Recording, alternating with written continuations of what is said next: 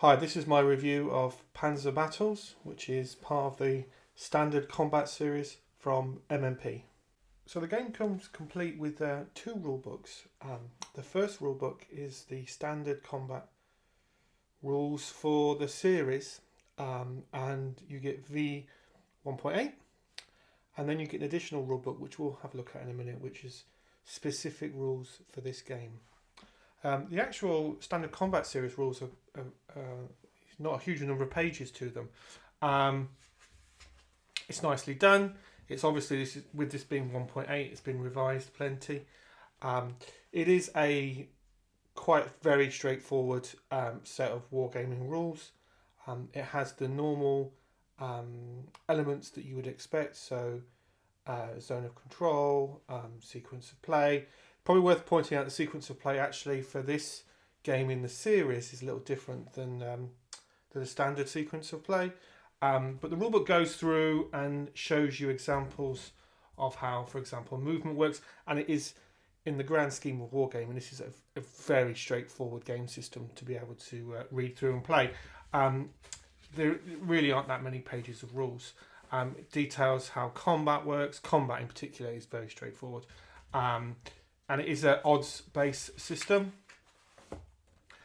So as you can see, and a lot of, a good amount of the rulebook is actually examples, as much as it is about the actual mechanics of the core system.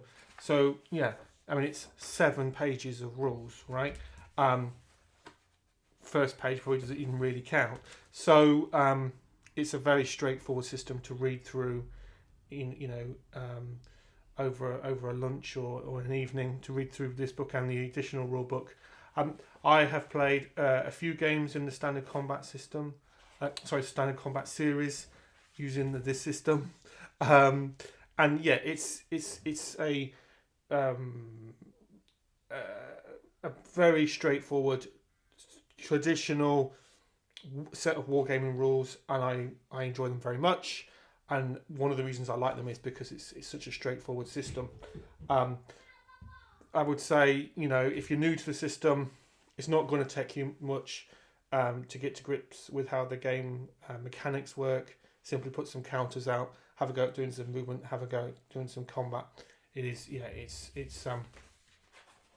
a good set of rules. It's robust, I have found, and definitely on the lighter side of wargaming rules. And then the second rule book you get is the rules specific to this game in the series.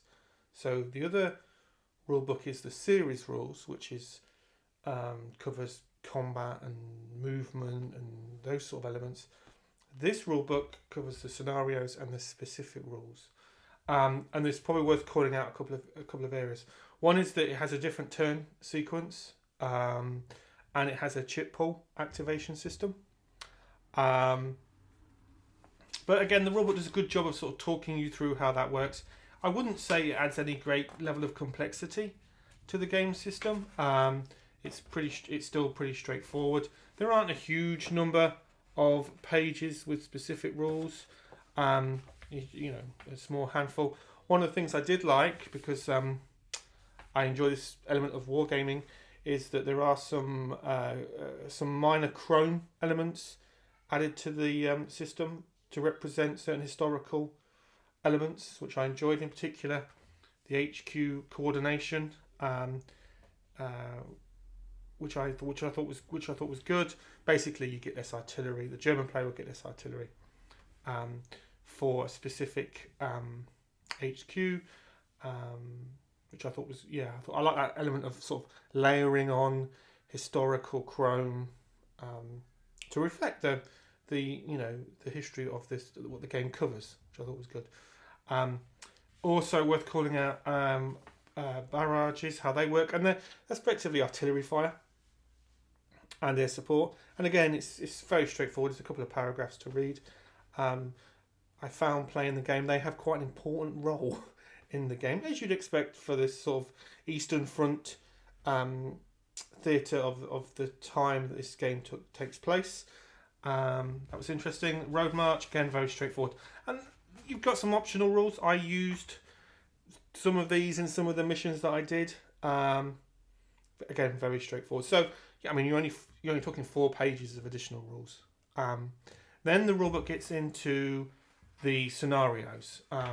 What is good in this game is that there was a multiple set of scenarios, and some of them use 1 map and some of them use 2 maps. So if you don't have enough space for 2 maps, there are some scenarios for the 1 map. And the scenario goes through and details all the setup information. In the grand scheme of war games at this sort of size, this game doesn't take too long to set up, but it is still going to take you, I think for the biggest scenario, it probably took me an hour, maybe a bit over an hour to set it all up. So it's not a huge amount, but it goes through, and I found the setup quite straightforward. The counters themselves, which we'll have a look at in a second, are very clear, which really helps. And again, through details the reinforcements and any specific victory conditions that you require. Now, in terms of the scenarios, what is interesting, I found there are 2 larger scenarios with a high number of turns, and then there are a couple which use both maps, and then there are a couple of scenarios that only use 1 map that are a much smaller number of turns. So, for example, State Farm 79 only uses 1 map and is only 2 turns, whereas German Strike First scenario, which is sort of an alternate historical scenario, that uses all 6 turns and both maps. Now, the scenario that I have played the most, I've played all the scenarios once or twice, but the one I've played the most is the actual, what I call the real scenario, if you will, of the game for me, which was the containment battle scenario, which is taking place historically in December 1942, and uses both maps and doesn't use all 6. Starts at turn 2 and finishes on turn 6. And it's actually the game I've got set up. I've played through that scenario a few times now, and I've just started playing through again, and I thought this would be a good time to do a quick review of the game. And again, it just details all the setup. As you can see, there's quite a lot set up, so you're setting out a lot of counters. Well, I say a lot of counters. You're setting up a number of counters for the game. Not a huge amount of reinforcements, actually. I think it's just the German player, the Axis player. German player has some Luftwaffe Field Division reinforcements, and the Soviet players getting some much needed, I would say, 5th Mechanized Corps reinforcements as well. So yeah, I enjoyed all the scenarios, and again, very clear, concise written rule book. I had no problems whatsoever with reading the rules or understanding the rules. And again, like I said, this is definitely a traditional feeling hex and counter war game, but with a generally lighter set of rules compared to a lot of multi-map type war games from MMP. So this is the game setup. This is that larger scenario that I talked about. This is a 2-map scenario, so that sort of the map line is about there. Apologies, I've got plexi and we're getting some glare off the beautiful spring sunshine we have here in the UK today. And in this particular example, I've played a few turns and a few activations, chit activations, and I just thought this would be a good point to sort of stop and sort of talk about the game, talk about the things I like about the game. But as you can see, 2-map scenario just about fits on this table that I have. I have a larger table for more than 2-map or war games. So let's have a look at some of the counters and some of the detail on the map. So here we can see some of the counters. I would describe the counters are very clear. They come out, they punch out nicely. I've clipped mine. You don't need to. I do. But they're very clear, and they don't have a huge amount of information on them. So you've got attacking, defense, movement, plus anything to do with if they're artillery and what type of unit the counter represents, plus some historical detail to help you with the setup. They're colour coordinated. which is a nice, a good touch. The map itself, as you can see, it's artistically nicely done. It's very functional, I would describe, and that's good in the sense that it's very clear, for the most part, the contents of the hex. I know some people with some of the games in this series struggle a little bit with some of the hexes that have forests in them, because the forest artwork might be quite small in relation to the volume of the content of the hex. I never felt that was a problem for me. If the hex has got a forest type piece of artwork, it's a forest, right? At least that's how I use it. But yeah, I like the map style because it's very clear and it's very functional. And when I'm playing the game, my focus is on the gameplay for this game, I would describe, which I very much enjoy. As you can see again here in this shot, the stacks aren't huge, so 3 counters plus any gameplay counter, such as we've got a disorganized counter on this on that counter there. I think it's on a German counter. So not huge towering stacks, which again helps the gameplay move at quite a quick pace, I would describe. The hexes and the counters themselves are normal sort of size. You probably will. I play with tweezers. You'll probably need tweezers, but generally speaking, it's a pretty quick moving game, straightforward, quick to play is how I would describe it. As in, because it's a chip pull game, you have multiple activations per turn, depending on the scenario, etc. But the actual activating your units, and depending on the chip you've pulled, is pretty straightforward.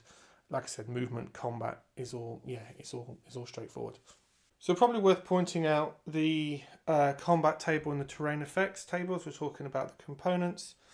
The combat table is a traditional war game in the sense that you are working out the odds from attacker to defender based on the values of the counter. Generally speaking, I have found playing the game, you're really, as the attacker, you really want to be in a 3-to-1 in the 3-to-1 column.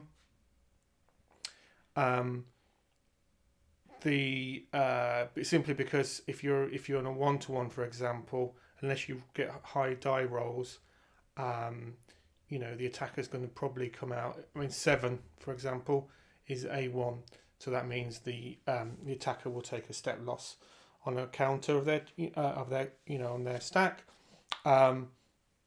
and the terrain effects again. This is because the map's uncluttered, I would describe it as. Then the terrain effects will affect the column that you're going to be using on the combat table for the defender. Especially at the top of the map, there's a sort of a large city type environment that the German player, depending on the mission, will start in, being attacked by a Soviet player. For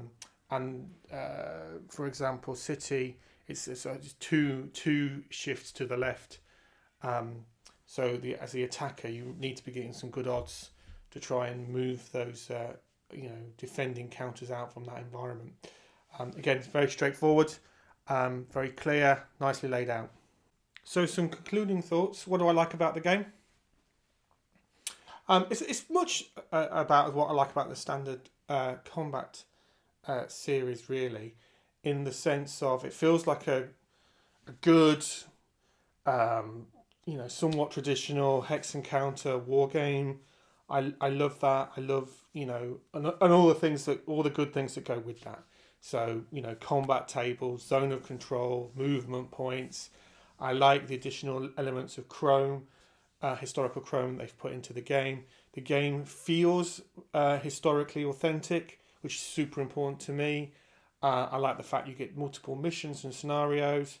I like the straightforward nature of the rulebook. I like some of the kind of the designer notes of describing why they've done some of the mechanics the way they have to make the game flow quickly and focus on playing a historical game that's fun and engaging and has got enough of that historical element to it without getting bogged down in pages and pages and pages and pages of rules. Don't get me wrong, I like games that are infinitely a lot more detailed and complex, if that's the right expression, than this game is.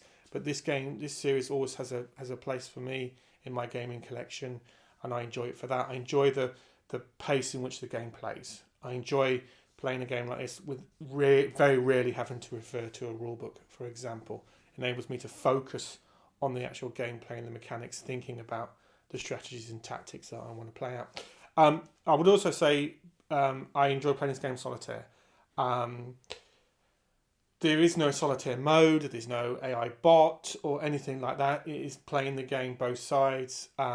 This particular scenario, for example, there's the River Chur here that runs along the map, and the Axis player, the German player, has to push all the Soviets back, taking some step losses along the way, and get the other side of the river and take control. And I enjoyed that scenario. I enjoy the sort of the narrative movement of the game.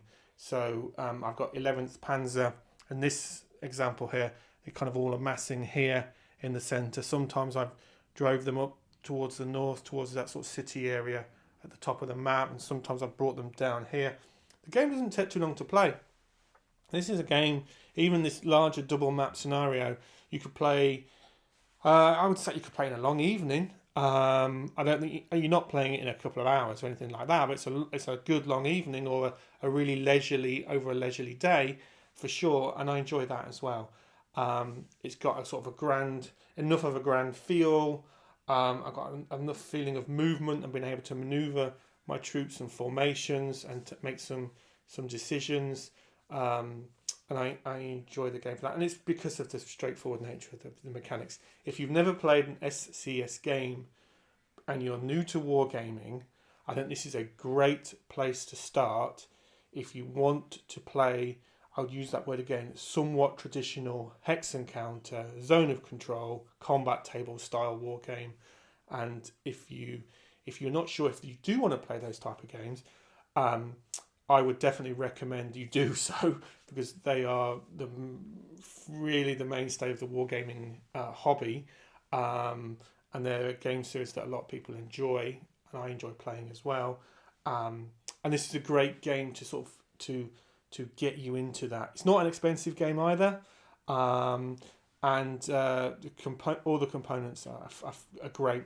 And as I said, because the game series has been out a while, the rulebook's been iterated on to make it as streamlined as possible and straightforward to get into as possible. So yeah, big thumbs up from me.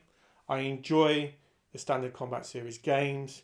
I've enjoyed this game in the series. I'm not going to call out any favourites in the series that I have. This one I've enjoyed immensely. I am very interested in Eastern Front theatre, and I enjoy the scale at which this game portrays. I enjoyed some of that chrome, as I've said before, and it's just it is a fun, engaging, compelling game system that you can comfortably play through in a couple of evenings. That's how I've played it solitaire. A few evenings, doing chit activations and playing it all out, see how it all unfolds and the narrative that unfolds out. So yeah, big thumbs up for me. And yeah, thanks a lot for watching as ever.